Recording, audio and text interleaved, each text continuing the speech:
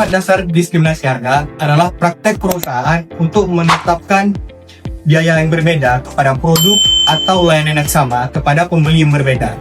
Bukan berdasarkan perbedaan biaya, tetapi dengan memaksimalkan keuntungan dengan menangkap surplus konsumen atau elastisitas permintaan yang bervariasi di segmen pasar. 3 syarat diskriminasi harga ini berhasil. Yang pertama itu perusahaan memiliki kekuatan pasar atau monopoli, dan yang kedua perusahaan itu mampu mencegah terjadinya penjualan kembali, dan yang ketiga perusahaan mampu memisahkan pasar antar segmen pasar tersebut.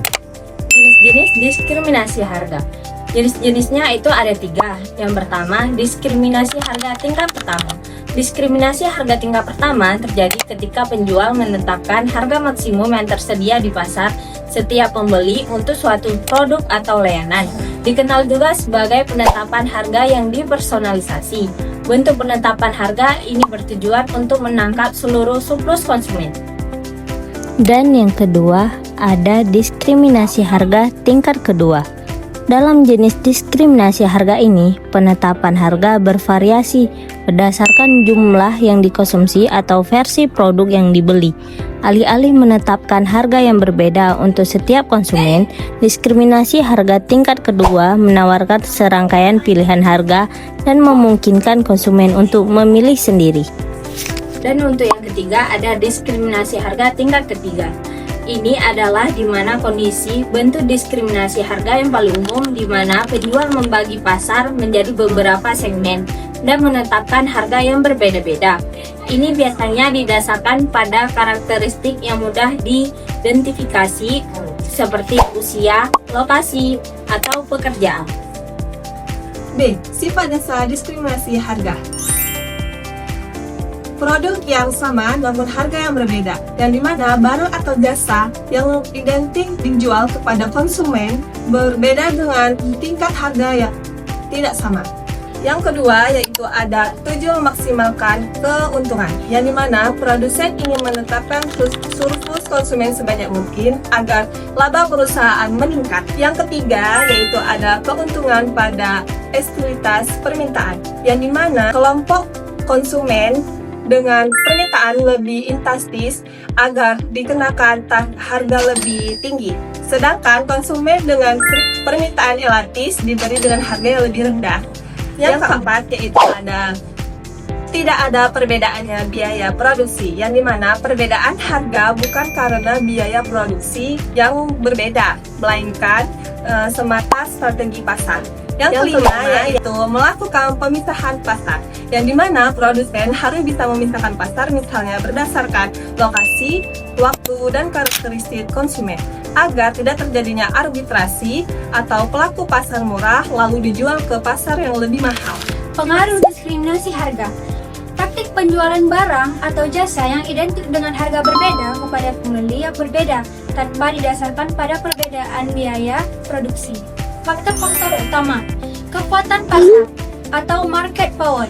Kemampuan perusahaan mempengaruhi harga. Yang kedua, segmentasi pasar. Identifikasi kelompok konsumen dengan karakteristik unik. Selanjutnya, itu ada pencegahan arbitrage, mencegah pembelian murah dan penjualan kembali dengan harga tinggi. Yang terakhir yaitu elastisitas permintaan, yaitu respon berbeda dari konsumen terhadap perubahan harga. Tindakan mematikan perusahaan lain. Tindakan mematikan perusahaan lain adalah strategi bisnis di mana suatu perusahaan biasanya yang besar dan memiliki modal kuat menurunkan harga produk secara ekstrim atau bahkan di bawah biaya produksi dengan tujuan utama menghancurkan pesaing. Praktik ini tidak dilakukan untuk efisiensi, melainkan untuk menguasai pasar. Ciri-ciri strategi harga predator. Harga sangat rendah sementara biaya produksi tinggi, penjualan dilakukan dengan kerugian jangka pendek. Dilakukan dalam waktu tertentu hanya sampai pesaing kecil gulung tikar. Setelah pesaing keluar, perusahaan predator kembali menaikkan harga untuk menutup kerugian dan memperoleh keuntungan lebih besar. Butuh kekuatan modal besar, hanya perusahaan raksasa atau monopoli yang mampu melakukannya. Motif utama. Yang pertama, menghilangkan pesaing kecil agar tidak ada alternatif pada konsumen. 2. Menciptakan hambatan masuk atau barrier to entry bagi perusahaan baru. Ketiga, mengamankan posisi monopoli atau oligopoli di jangka panjang. Dampak negatif. Bagi para pesaing, perusahaan kecil tidak mampu menahan kerugian, bangkrut atau keluar dari pasar. Selain itu, menurunkan motivasi perusahaan baru untuk masuk ke industri yang sama. Bagi konsumen, jangka pendek atau harga murah konsumen diuntungkan.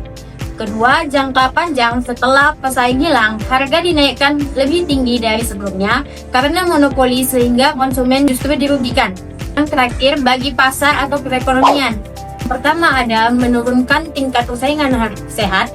Kedua, mengurangi inovasi karena tidak ada lagi tekanan kompetitif. Dan yang ketiga, mengarah ke struktur pasar monopoli atau oligopoli yang tidak efisien. Contoh nyata, yang pertama maskapai penerbangan. Perusahaan besar menurunkan tarif tiket sangat rendah di rute tertentu untuk menyingkirkan maskapai kecil. Setelah pesaing keluar, harga tiket kembali naik. Yang kedua, retail modern.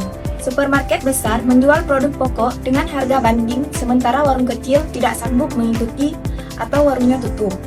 Yang ketiga, teknologi perusahaan digital dengan modal investor besar membakar uang atau subsidi harga agar pesaing kalah, lalu setelah dominan, layanan jadi lebih mahal. Regulasi dan larangan. Banyak negara menganggap predatory pricing sebagai praktik monopoli tidak sehat. Di Indonesia, Undang-Undang Nomor 5 Tahun 1999 tentang larangan praktik monopoli dan persaingan usaha tidak sehat mengatur hal ini.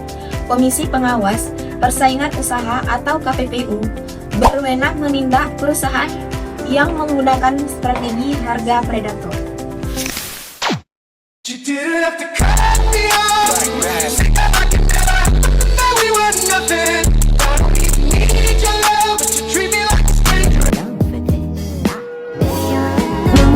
나를 보며